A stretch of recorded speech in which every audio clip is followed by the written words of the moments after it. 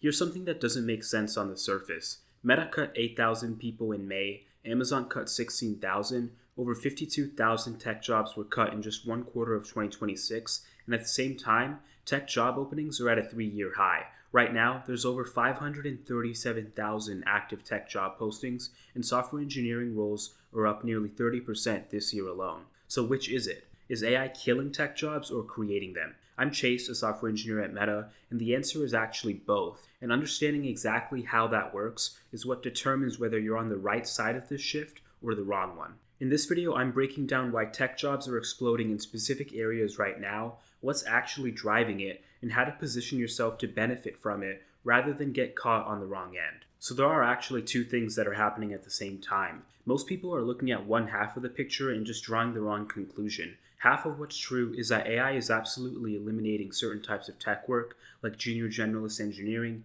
manual QA, and basic reporting. Companies are doing more of that work with AI tools and fewer people. So every dollar that's going into AI is eventually going to create demand for someone else to do that work. And right now, the demand is outpacing the supply of people who can actually do it. In fact, ML engineering openings are up 59% over pre-pandemic levels, and AI ML engineer postings grew 85% year over year. So that's not a blip, that's a structural shift in what companies actually need. The result is a two-track market, because if your skills are sitting in the AI era lane, you're basically in one of the strongest hiring environments in recent history. But if your skills are in the legacy lane, generalist engineering, without any AI fluency, that means that the market has improved, but it hasn't fully recovered, and the competition for each role is still high. So let's talk about the numbers that actually tell the story. And some of these numbers are worth knowing because they're the ones that change how you think about this entire thing. AI, ML,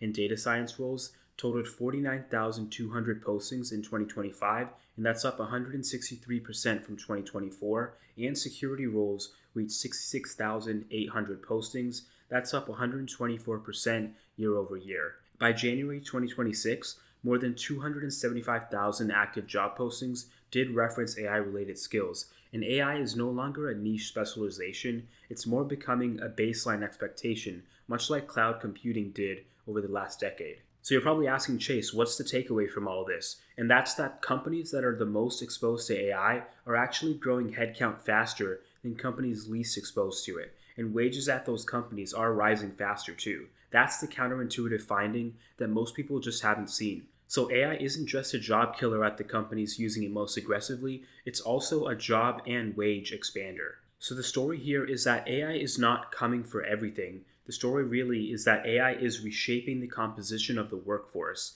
and the jobs that are being added are different from the jobs that are being cut. So another reason people might not clearly see where the growth is actually coming from in tech is because it's not evenly distributed. Here's where it's actually happening. AI labs and frontier companies. Companies like Anthropic, OpenAI, Anduril, and Palantir are hiring extremely aggressively across all levels. Engineering, product, safety research, AI ML salaries at frontier labs are up 20 to 30% year over year, and total comp packages at these companies now routinely reach 7 figures for senior staff. So that's where the real hiring energy is right now. But in addition to that, infrastructure is another area where hiring is really aggressive. Hardware engineering roles did jump 52% year to date, and that makes sense because it's reflecting a heavy investment in AI infrastructure with chips, data centers, and servers. The physical backbone that AI runs on does need to be built and maintained by people. And in addition to infrastructure, the growth is also happening significantly in financial services and manufacturing.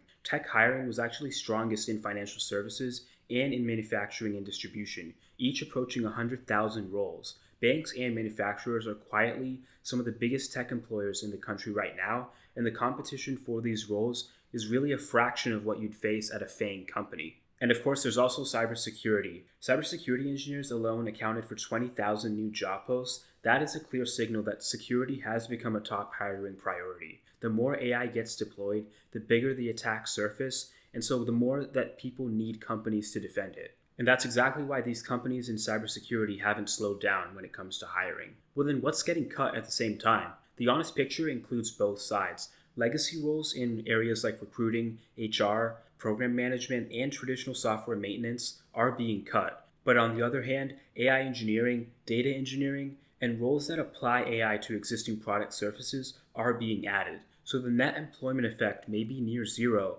but the type of work is changing rapidly. And this is precisely the thing that most people miss when they see the layoff headlines. Not all layoffs are at companies in decline. In fact, some of the most aggressive cutters like Meta, Oracle, or Salesforce are also among the most aggressive hirers in specific functions. So a layoff announcement from a financially healthy company in 2026 often means role elimination, not business contraction. So you want to check the company's job board even the same day that the layoff news drops. That's the advice that's actually worth taking because the company cutting generalist roles is often hiring AI engineers at the same time. And by the way, if you want the exact resume template I used to get hired at Meta, click the first link in the description and I'll send it to you for free. But for now, let's get back to the video. So the skill gap here is what the actual opportunity is. The dynamic that's creating this opportunity is the fact that the skills needed for the most AI-exposed jobs are changing more than twice as fast as those for the least exposed roles. And AI-exposed junior roles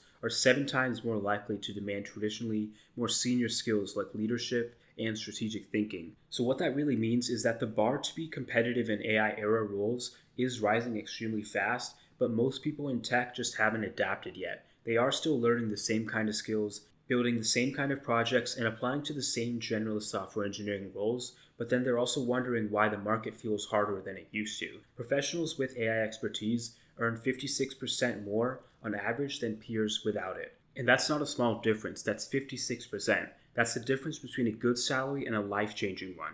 And it's available to people who actually go and build the skills that most people are still putting off. But why should I care though? Why is this so important right now when it comes to tech? What does this actually mean? I'm just clicking on this video, I'm just watching YouTube. Well, listen, let me tell you. The practical takeaway is that it splits between 2 different groups. If you're trying to break into tech, the generalist software engineering path is harder than it was in 2021, and the competition is much higher. But the AI and cybersecurity paths are wide open, and the supply of qualified people is nowhere near the demand. So you want to pick a direction with actual wind behind it rather than chasing the same roles that everyone else is chasing. But if you're already in tech, your most important move right now is figuring out where you sit on the 2-track market. If your day-to-day work could be described as something like you're executing well-defined tasks with little ownership, that's the profile that's been getting cut. So you want to start moving towards AI integration work, infrastructure, ownership, or security. And it's okay if you're making that move gradually rather than suddenly. And even if it's at your current company, that's still okay.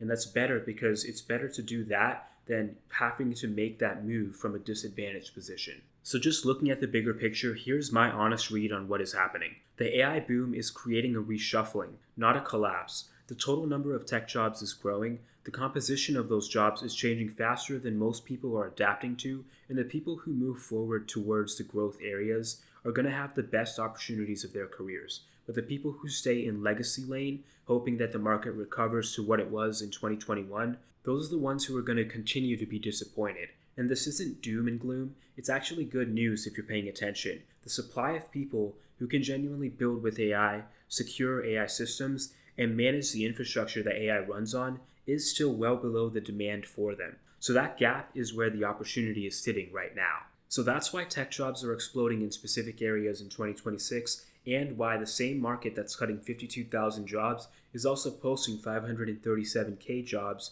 at the same time. It's the same market, 2 very different lanes. So if you want to take the next step, click the first link in the description and grab the exact resume template I used to get hired at Meta. It's completely free, and if you're not ready for that yet, I highly recommend watching the video on screen next, where I break down the most stable tech jobs in 2026. Because knowing where jobs are growing and knowing which ones actually last are 2 different conversations worth having back to back. Thanks for watching, make sure to subscribe, and I'll see you in the next one.